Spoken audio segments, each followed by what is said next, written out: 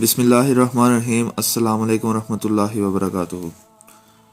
پہلے پارے کا خلاصہ، فہرست مضامین، فاتحہ، بقرہ اور نصیحت۔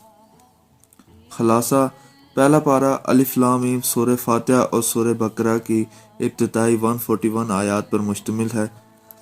اس پارے کا مقصد اللہ تعالیٰ کی حمد و ہدایت، انسانی ایمان کی تقسیم، حضرت آدم اور شیاطین کے قصے، بنی اسرائیل کی آزمائشیں اور حضرت ابراہیم کی قربانی کے واقعات کے ذریعے مومنوں کو صحیح راہ کی طرف متوجہ کرنا ہے۔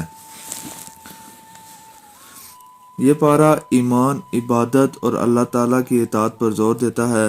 فاتحہ۔ حمد: اللہ رب العالمین کی تعریف کی گئی ہے۔ اللہ کو رحمان اور رحیم اور مالک یوم قیامت قرار دیا گیا ہے۔ عبادت: صرف اللہ کی عبادت اور اس سے مدد طلب کرنے کی تاکید کی گئی ہے۔ دعا میں سیدھے راستے کی ہدایت التجا کی جاتی ہے۔ اب ایسے ہی سورہ بقرہ میں قرآن اور ایمان۔ قرآن ایک ہدایت نامہ ہے اور انسان کو 3 گروپوں میں تقسیم کیا گیا ہے: مومنین، کافر اور منافقین۔ مومنین جو ایمان رکھتے ہیں اور نیک اعمال کرتے ہیں، کافر جو جان بوجھ کر انکار کر دیتے ہیں، منافقین جو بظاہر ایمان لانے کے باوجود شک میں مبتلا ہوتے ہیں۔ اب سورہ بقرہ میں آدم و شیاطین کے جو قصہ بیان کیا ہے اس کا جو خلاصہ ہے: حضرت آدم کی تخلیق، فرشتوں کو سجدے کا حکم اور شیاطین کی نافرمانی بیان کی گئی ہے۔ آدم اور حوا کو زمین پر اتارنے کا واقعہ ذکر کیا گیا ہے۔ بنی اسرائیل کی آزمائشیں۔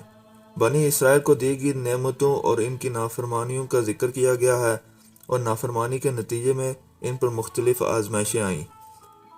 ابراہیم اور کعبہ۔ حضرت ابراہیم کی قربانی اور خانہ کعبہ کی تعمیر کا بیان کیا گیا ہے۔ اللہ کی رضا کے لیے مکمل اطاعت کا درس دیا گیا ہے۔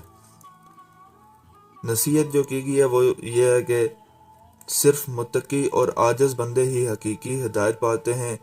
شیاطین انسان کو بہکانے کی کوشش کرتے ہیں، مگر توبہ کا دروازہ ہمیشہ کھلا رہتا ہے۔ اللہ کی نعمتوں کی قدر اور اس کے احکامات پر عمل کرنا ہر مومن کی ذمہ داری ہے۔